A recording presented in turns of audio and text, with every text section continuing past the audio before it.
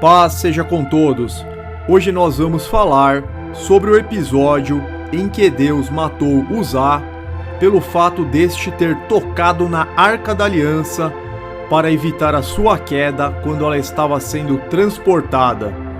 Já deixem o like para ajudar na divulgação do vídeo e vamos para mais este importante estudo. Por que Deus matou Uzá quando este tocou na Arca da Aliança para evitar a sua queda? Este relato nós encontramos em 2 Samuel 6, dos versos 1 a 7 e 1 Crônicas, capítulo 13. Passemos a leitura da passagem de 2 Samuel, mas vamos ler até o verso 9. De novo, Davi reuniu os melhores guerreiros de Israel, 30.000 ao todo. Ele e todos os que o acompanhavam partiram para Baalim em Judá, para buscar a Arca de Deus, arca sobre a qual é invocado o nome do Senhor dos Exércitos, entronizado entre os querubins acima dela. Puseram a Arca de Deus num carroção novo e a levaram da casa de Abinadab na colina. Uzá e Aio, filhos de Abinadab, conduziram o carroção com a Arca de Deus, e Aio andava na frente dela. Davi e todos os israelitas iam cantando e dançando perante o Senhor, ao som de todo tipo de instrumentos de pinho, harpas, liras, tamborins, chocalhos e símbolos. Quando chegaram à eira de Nacon, Uzá esticou o braço e segurou a Arca de Deus, porque os bois haviam tropeçado. A ira do Senhor acendeu-se contra Uzá por seu ato de irreverência. Por isso Deus o feriu e ele morreu ali mesmo, ao lado da Arca de Deus. Davi ficou contrariado porque o Senhor, em sua ira, havia fulminado Uzá. Até hoje aquele lugar é chamado de Pérez Uzá. Naquele dia, Davi teve medo do Senhor e se perguntou: como vou conseguir levar a Arca do Senhor? Até aqui. Nós encontramos o relato paralelo em 1 Crônicas, capítulo 13, inclusive com mais alguns detalhes que nós traremos ao final do estudo. Vamos à análise do que de fato aconteceu. No verso 2, vemos que Davi partiu com seus melhores homens rumo a Baalim, ou Baalá em algumas versões, em Judá, mais comumente conhecida como Kiriat Jearim, que significa cidade das florestas. Esta confirmação nós temos em 1 Crônicas 13, verso 6a. Davi e todos os israelitas foram a Baalá, que é Kiriat Jearim em Judá, para buscar a Arca de Deus. Nas extremidades da tampa da arca existem 2 querubins de ouro batido, formando uma só peça com a tampa. Os querubins são geralmente associados à presença de Deus como proclamadores de sua santidade. No verso 3, Uzá é citado como sendo filho de Abinadab, o qual é mencionado em 1 Samuel 7, versos 1 e 2. Vemos que Abinadab ficou com a arca em sua casa durante 20 anos, indicando assim que Uzá era um levita. Então, muito provavelmente, Uzá era um levita, porque ele era filho de Abinadab, e a arca ficou na casa de Abinadab durante 20 anos, ou seja, na casa de um levita.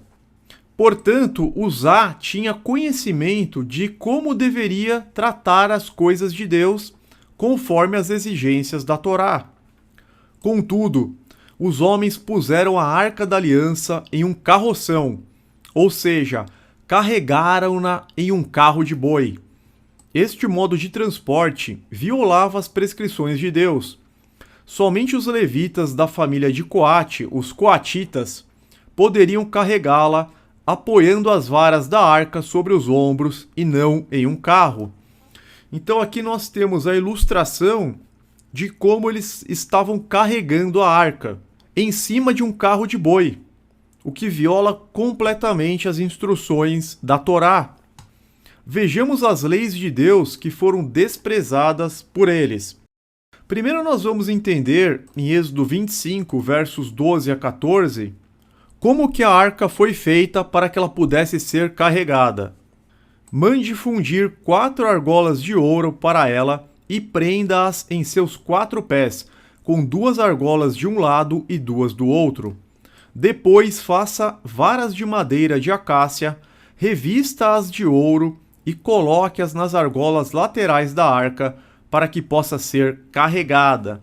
Então aqui nós temos uma instrução muito clara. Faça varas de madeira, revista-as de ouro e coloque-as nas argolas laterais da arca para que possa ser carregada. Em Números, vemos que tocar diretamente nas coisas sagradas era punível com a morte. Números 4, versos 4 a 6. O serviço dos coatitas na tenda do encontro será o cuidado das coisas santíssimas. Quando o acampamento tiver que mudar, Arão e os seus filhos entrarão e descerão o véu protetor e com ele cobrirão a arca da aliança. Depois a cobrirão com couro, estenderão um pano inteiramente azul sobre ela e colocarão as varas no lugar. Esta ilustração que está na tela demonstra o modo correto de carregá-la. E esta ilustração aqui em cima demonstra o modo incorreto como eles estavam carregando. Números 4,15 é importante citar. Quando Arão e seus filhos terminarem de cobrir os utensílios sagrados e todos os artigos sagrados, e o acampamento estiver pronto para partir, os coatitas virão carregá-los, mas não tocarão nas coisas sagradas. Se o fizerem, morrerão. Então isso aqui é uma lei de Deus, é um decreto de Deus. Mas não tocarão nas coisas sagradas. Se o fizerem, morrerão. São esses os utensílios da tenda do encontro que os coatitas carregarão. E a passagem continua. Mas nós temos aqui uma determinação clara da proibição. E era algo que nenhum levita poderia ignorar. Na realidade, Deus foi muito misericordioso, matando apenas Uzá por seu ato de irreverência, pois poderia ter aplicado a sua punição a todos os envolvidos no transporte incorreto, mas não o fez. Ele puniu apenas a infração mais grave dentre todas. Notemos que a punição a Uzá é inquestionável sobre todos os aspectos, pois Uzá sabia que não poderia tocar na arca, considerando que a mesma ficou 20 anos em sua casa. Ele cresceu sabendo que não poderia tocá-la e permanecer vivo. Além disso, a arca sequer poderia ter sido vista diretamente pelos homens, muito menos tocada. Números 4:20. Os coatitas não entrarão para ver as coisas sagradas, nem por um breve momento, para que não morram. Aqui mais uma ilustração do modo correto de se carregar a arca, com um pano azul cobrindo-a completamente. Deus, sendo absolutamente justo, não poderia simplesmente ignorar todas essas transgressões sem o devido tratamento. Uzá foi eliminado de forma que serviria como advertência para que outros não negligenciassem as ordens de Deus. O que aconteceu com Uzá nos serve como exemplo de que as coisas de Deus não devem ser feitas de qualquer maneira. Não podem ser feitas da forma como queremos ou imaginamos. As exigências de Deus devem ser cumpridas. A vontade do Eterno prevalece sobre a nossa. O rei Davi errou ao querer transportar a arca de sua maneira, do seu próprio jeito, sem consultar qualquer sacerdote, sem ler as determinações contidas nas Sagradas Escrituras. Se a arca tivesse caído no chão, todos iriam morrer, inclusive o rei. Alguns estudos indicam que Uzá sabia disso e sacrificou a sua vida, impedindo a queda da arca para que os demais fossem poupados. Em 1 Samuel 6, verso 19, nós vemos 70 homens morrendo por terem aberto a tampa da arca. Isso indica que a tragédia poderia ter sido muito, muito maior. Pois bem, após todo esse acontecimento, a Arca da Aliança foi levada do jeito correto e tudo correu bem. Nós vemos em 2 Samuel 6,13. Certamente, o descontentamento de Deus estava na forma reprovável como estava sendo tratada toda essa questão, ou seja, de forma contrária às suas determinações, de forma desleixada, o que não é aceitável. Em 1 Crônicas 15, vemos Davi reconhecendo seu erro e seguindo à risca as instruções que Deus havia dado a Moisés. Então, na segunda tentativa, Davi fez aquilo que ele deveria ter feito na primeira. Vamos ler este trecho de 1 Crônicas 15, versos 11 ao 15. Então Davi convocou os sacerdotes Zadok e Abiatar e os levitas Uriel, Asaías, Joel, Semaías, Eliel e Aminadab, e lhes disse: Vocês são os chefes das famílias levitas. Vocês e seus companheiros levitas deverão consagrar-se e levar a arca do Senhor, o Deus de Israel, para o local que preparei para ela. Pelo fato de vocês não terem carregado a arca na primeira vez, a ira do Senhor, nosso Deus, causou destruição entre nós. Nós não o tínhamos consultado sobre como proceder. Então os sacerdotes e os levitas se consagraram para transportar a arca do Senhor, o Deus de Israel. E os levitas carregaram a arca de Deus, apoiando as varas da arca sobre os ombros, conforme Moisés tinha ordenado, de acordo com a palavra do Senhor. Desta vez eles fizeram correto. Os levitas carregaram a arca de Deus, apoiando as varas da arca sobre os ombros, conforme Moisés tinha ordenado, de acordo com a palavra do Senhor. Deus ele não pode ver a sua palavra ser infringida e simplesmente ignorar, porque Deus é absolutamente justo. Agora vamos para o mais importante. As lições que podemos tirar para as nossas vidas, para o nosso tempo. A arca era o símbolo máximo da presença de Deus no Antigo Testamento, declarando a soberania, a santidade, a justiça, a graça e a misericórdia de Deus. Nela estavam contidas as tábuas dos 10 mandamentos, como um testemunho profético da aliança. No propiciatório da arca, a ira de Deus era aplacada com a aspersão do sangue do novilho. Tais tipos mostram que Deus está com seu povo, cobrando obediência à lei, santificação e também concedendo perdão pela graça em Cristo Jesus. A presença de Deus é algo que deve ser desejado e buscado intensamente por nós.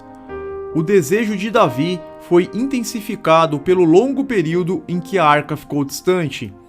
A ausência da presença de Deus deve ser intolerável para nós. Nós não podemos tolerar viver sem a manifestação de Deus em nossas vidas. Davi se propôs a levar a arca para Jerusalém, ou seja, o local de preeminência que ela merecia. Tinha somente a glória do Senhor em mente. Contudo, ele desagradou o Senhor, a quem pretendia honrar, diante da falta de zelo. Davi não recorreu às Escrituras e nem mesmo consultou os sacerdotes. Tais falhas trazem graves consequências. Não é suficiente ter um propósito digno e não se conformar às claras ordens da palavra de Deus. Boas intenções não justificam a desobediência. Os fins não justificam os meios. Eles haviam adotado a prática dos pagãos no transporte da arca, conforme episódio dos filisteus em 1 Samuel 6, versos 7 a 11, violando o precioso método que Deus havia prescrito. Os métodos de adoração importam e devemos evitar adotar ou adaptar práticas do mundo para serem usadas na adoração sagrada. Deus é zeloso com relação à sua adoração. Podemos citar Salmo 69:9. Pois o zelo pela tua casa me consome, e os insultos daqueles que te insultam caem sobre mim. Há muitos cristãos que desejam coisas certas, mas são negligentes ao colocá-las em prática. Fazem de modo reprovável, pois não leem a Bíblia, e por não estudarem a Bíblia, estão afundados em enganos e práticas pagãs. Devemos adorar a Deus conforme as prescrições contidas em sua palavra, ou seja, do modo que lhe agrade, e não de qualquer maneira, como muitas seitas, como muitas denominações religiosas fazem, para a própria condenação.